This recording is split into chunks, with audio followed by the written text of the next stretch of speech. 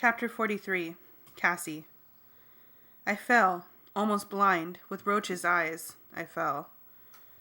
I focused my mind on one thing, morphing. No time to wonder where the ocean surface was. No time to worry about the leak. Morph, morph, morph.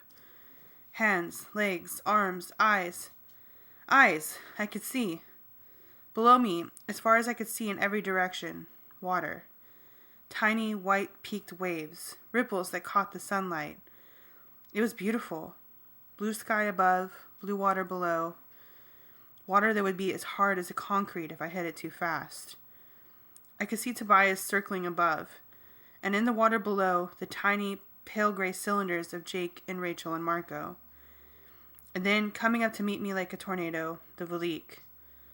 It had sensed the morphing energy from my transformation back to human. Was I fully human? Yes, I must be, because the exhaustion that hit me in a wave made my eyes flutter and my limbs go weak. Too many morphs, too quickly, and now... Morph, morph, morph, I ordered myself. Focus, concentrate, believe. But the changes were slow. So slow. I focused my mind, but I was too tired. And it was so easy to just fall and fall and fall.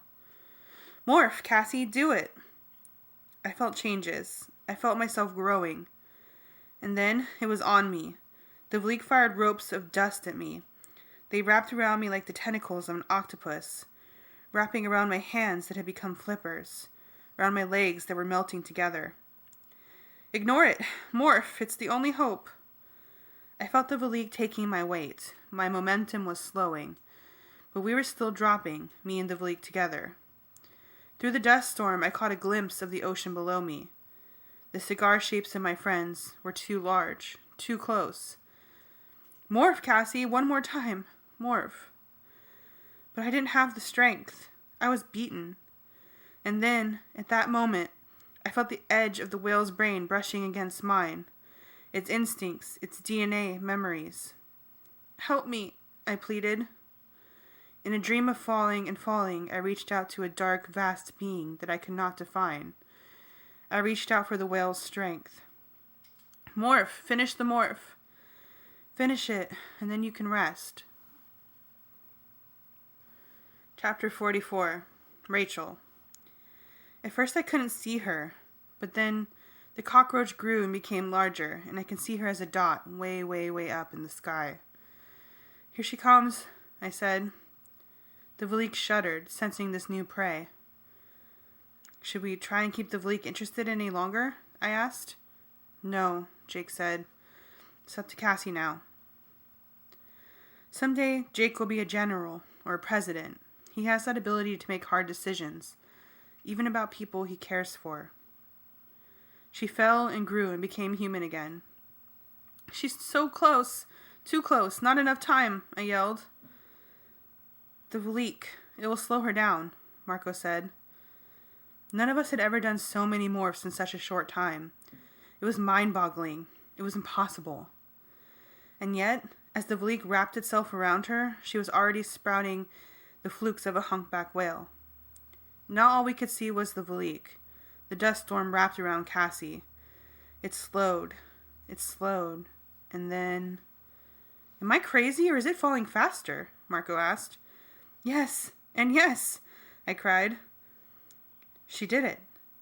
Like a rock, the Valik fell.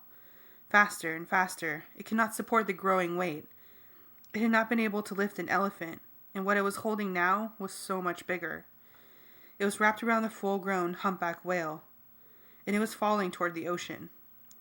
At the last second, the Valik tried to break free, but it had wrapped itself so tightly around the prey that was no longer prey. I dove beneath the surface just in time to witness. Sploosh! The tornado hit the water. All the billions of particles slammed into the ocean waves. In a split second, it was gone, washed away. And exploding away from the doomed Valik, emerging from the wasted tornado, was a huge, sleek creature that had depth charged 50 feet straight down. Cassie! Cassie! Cassie, are you all right? There was no answer. The whale fell through the water. Cassie, answer me! And then there came a kick from that massive whale tail. Ha ha! Cassie yelled. Take that, you big bag of wind! Cassie powered her way to the surface and shot clear out of the water. Hey, Mr. 3, Cassie crowed. I washed your dog for you. She fell back with a mighty splash, and we raced to join her. Good job, Cassie, Jake said. Scratch one Valik. I can't believe it, Marco said. We actually won one. We won. We flat out kicked butt. Cassie, you must be exhausted, Tobias said, swooping low and slow above us. Not anymore, Cassie said. I feel great. I thought we were beat, and guess what? We aren't. Not yet. Not by a long shot. Then, to my total amazement, she began to sing the deep, strange, haunting song of the humpback. The sound waves thrilled me. I don't quite know why. What are you singing? Jake asked her. What are the words? It isn't words, exactly, Cassie said. But if it were, it would just be one word. Hope.